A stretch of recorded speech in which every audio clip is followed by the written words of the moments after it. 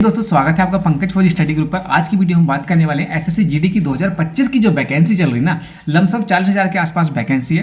तो उसकी मैं एक बार वीडियो देख रहा था, उस पर रील आई थी कि आपकी वैकेंसी बढ़ने वाली है, ये मत करो वो मत करो। तो बेसिकली एसएससी जीडी को लेकर इतना हुआ बना दिया 2025 वाली वैकेंसी को लेकर, और जो कि मैंने इससे पहले वाली जो वैकेंसी थी 24 वाले, वो मैंने बहुत करीब से उसको देखा है। तो उसके बारे में बात करेंगे कि अब जो बच्चे इसको देख रहे हैं कि वैकेंसी बढ़ेंगी नहीं बढ़ेंगी, कितनी होने वाली, कैसे होने वाला, क्या होने वाला, जो हाई तो मचा रखा है ना, उसके वीडियो को एक लुकअप में देने की कोशिश करूंगा, जिससे कि जो हुआ है ना आपका कि वैकेंसी बढ़ने वाली है नहीं बढ़ने वाली है, 60,000 हो जाएगी, या सीआरपीएफ में, बीएसएफ में, एसएसबी में अलग अलग बटालियन रेज हो रही हैं या बढ़ रही हैं, तो उनकी वजह से हमारी बटालियन बढ़ जाएगी, प्रमोशन हो जाएंगी, ये हो जाएगा। बहुत सारी चीजें हैं एसएससी जीडी 2025 को लेकर। तो 5-6 मिनट की वीडियो बनाऊंगा, ज़्यादा लंबी वीडियो बेसिकली बनाता भी नहीं हूँ। और इस तरह की मैं वीडियो अभी की सिनेरियो में मैंने बंद कर दिया कि भाई जो ज़रूरत है, जो इन्फॉर्मेटिव वीडियो होती है उसी के ऊपर मैं कंसिडर करता हूँ। तो बेसिकली मैं बता दूँ कि 2025 की जो वैकेंसी आई थी वो 40,000 के लमसम आई थी, थोड़ी सी कम थी। उसके बाद जो मैंने वीडियो देखी उसमें बताया गया कि सीआरपीएफ की, बीएसएफ की, एसएसबी की और अदर जो सीएपीएफ है उनकी जो बटालियन है वो रेज हो रही है, बढ़ रही है। तो उसकी वजह से भी जो इंक्रीज है, जो वैकेंसी इंक्रीजमेंट है वो बढ़ानी पड़ेगी, और वो वैकेंसी जो है 60,000 तक चली जाएगी। तो आपके जीवन पे क्या असर पड़ जाएगा? कुछ असर पड़ेगा? नहीं। उसके लिए आपको बेसिकली पढ़ना पड़ेगा। अब मैं यहाँ पर एक क्वेश्चन मार्क मारता हूँ। मैं एसएसबी को लेकर चलता हूँ कि जब मैं 2020 के आसपास लखनऊ में पोस्टेड था तो एक प्रपोजल चला था कि 5 जो बटालियन है एसएसबी की वो बढ़ने वाली हैं। 5 बटालियन का मान के चलो 12×5=60, मतलब एक जो बटालियन होती है उसमें 1000 से 1200 के आसपास पर्सनल होते हैं, और 5 बटालियन आपकी खुलने वाली है, तो आप लगा लीजिएगा। और सबसे ज़्यादा जो स्ट्रेंथ होती है वो कांस्टेबल जीडी की होती है, मतलब जीडी पर्सनल की ज़्यादा होती है, चाहे वो आप कांस्टेबल जीडी की लगा लिए, कांस्टेबल जीडी की सबसे ज़्यादा होती है, उसके बाद हेड कांस्टेबल जीडी की होती है, और उस तरह से आप प्रोपोर्शनली आपको नीचे के जो स्ट्रेंथ है, जो पर्सनल है, उसी की वैकेंसी बढ़ती चली जाती है। तो जो एसएसबी में 5 बटालियन रेज हो रही थी 2020 में, ठीक है, और उसके प्रपोजल चला था, और वो प्रपोजल के चलने से आप कितनी स्ट्रेंथ बढ़ जाएगी, क्योंकि एक जो बटालियन रेंज होती है उसमें सभी रैंक के कंबाइन कर लें तो 1200 के आसपास आपकी स्ट्रेंथ बढ़ती है, और 5 स्ट्रेंथ बढ़ रही थी। ओनली मैं एसएसबी की बात करता हूं।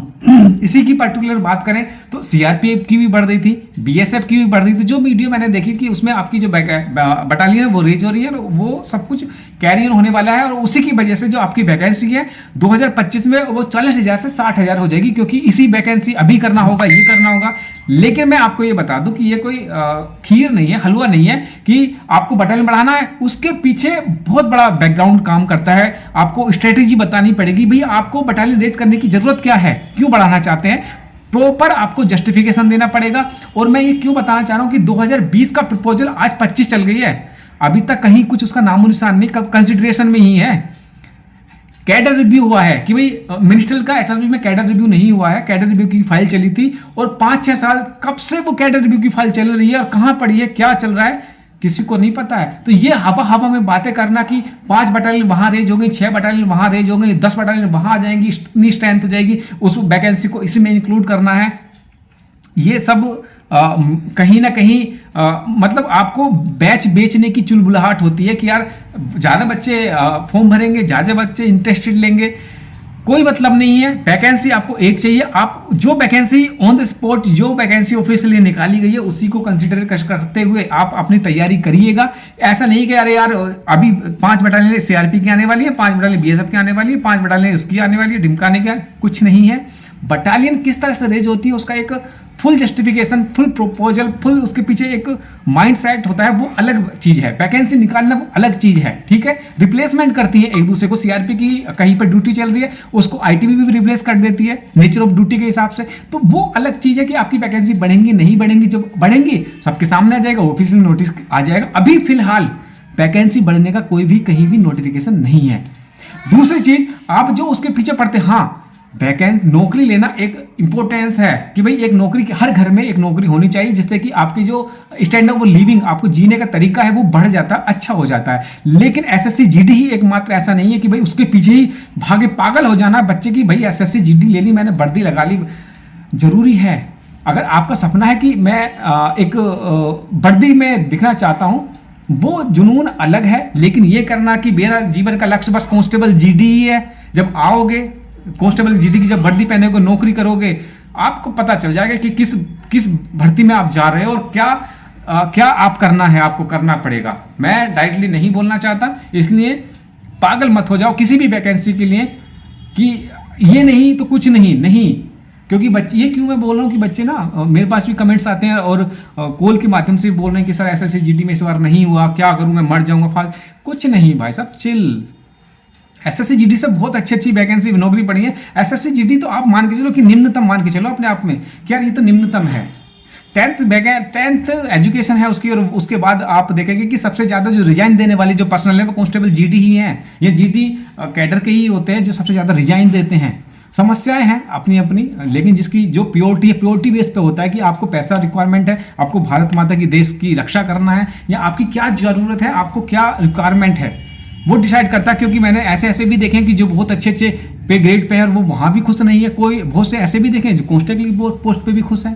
तो ये आपकी रिक्वायरमेंट है, आपकी ज़रूरत है कि आपको क्या ज़रूरत है, आपको क्या चाहिए, आप किस में खुश होंगे। वो आपकी डेफिनेशन अलग हो सकती है कि आपको कुछ ऐसे होते हैं कि मुझे कुछ नहीं चाहिए, मुझे वर्दी चाहिए, वर्दी में मैं खुश रहूँगा, तो वो प्योरिटी अपनी ही है। लेकिन अगर आप वे कौन वो देखें कि फैसिलिटी के तौर पे कि भाई मैं इसमें चला जाऊँगा, एक चेयर मिल जाएगी, सब कुछ ठीक हो जाएगा, ऐसा कुछ नहीं है। एक नौकरी लेने के बाद भी आप संतुष्ट नहीं होंगे। तो दो चीज़ें हैं, वैकेंसी अभी नहीं बढ़ रही है फिलहाल, तो कोई ऐसा नोटिफिकेशन नहीं है जो हमें पता चला है कि अभी वैकेंसी बढ़ने का, इंक्रीमेंट का कोई अभी इरादा नहीं है। कोई भी होगा तो मैं आपको कन्वे कर दूंगा। रहा कि डिपार्टमेंटली की तरफ से कि आपकी जो बटालियन वो रेज हो रही है, कहीं ऐसा नहीं है। प्रपोजल बैकग्राउंड में चल रहा है, कब तक चले, कितना लंबा चले, क्योंकि उसमें ऑब्जर्वेशन लगती रहती है। वो एमएचए से अप्रूवल आता है, अप्रूवल आने में काफ़ी टाइम लग जाता है। तो दो चीज़ें हैं, वैकेंसी नहीं बढ़ रही हैं। दूसरी चीज़, आपको एक वे ऑफ यही नहीं होना चाहिए कि एसएससी जीडी में ही मुझे लेना है। दूसरी तरह की जितनी भी आपके पास ऑप्शन है, क्योंकि दूसरी जो वैकेंसी आती है उसमें भी आप अप्लाई करते रहिएगा। बेसिकली मेरा मतलब ये है कि जितनी भी आप एसएससी जीडी के पीछे मत पड़िएगा। आरपीएफ में आती है उसको डालिएगा, रेलवे में आती है उसको डालिएगा, जहां भी आपको समूह गय की आती है समूह गय में डालिए, जहां भी आपको अपॉर्चुनिटी मिलती है देखते रहिएगा। ये नहीं कि एक वैकेंसी की, क्योंकि वहां पे ऑप्शन खुल जाते हैं आपके पास। सबसे निम्नतम मानता हूं कि कांस्टेबल जीडी ही है, क्योंकि बाद में दिक्कत आती है और बहुत ज़्यादा रिजाइन दे रहे हैं बच्चे। मुझसे पूछते हैं कि सर हमने तो ट्रेनिंग कर रहे हैं, कितना पैसा देना होगा, क्या करना होगा, क्योंकि हर किसी के बस की बात, ये वर्दी का जो टेम्परेचर ना, जो वो झेलना सब किसी के, बाहर किसी के बस की बात है नहीं। आपके अंदर गुदा है तभी आप फौज में आना, क्योंकि सब कुछ त्यागना पड़ता है, फैमिली त्यागनी पड़ती है, आपको घर पे परेशानी है, छुट्टी मांग रहे हो नहीं देंगे, या सिचुएशन इस तरह की बन गई कि भाई इस बार नहीं, अगले महीने जाना छुट्टी। तो बहुत सारी चीज़ें हैं, देख के जाना। ये नहीं कि एसएससी जीडी नहीं है तो मैं अपने आप को ख़त्म कर लूँगा, ऐसा कुछ नहीं होना चाहिए। अपने पीस माइंड से आप तैयारी करते रहिएगा। जहाँ भगवान ने, जहाँ ऊपर वाले ने चाहे वहाँ पे आपका सिलेक्शन होगा, जो भी होगा अच्छा होगा, बढ़िया होगा। बस ईमानदारी से, शिद्दत से अपना काम करते रहिएगा। चलिए अगली वीडियो मिलते हैं, तब तक के लिए जय हिंद।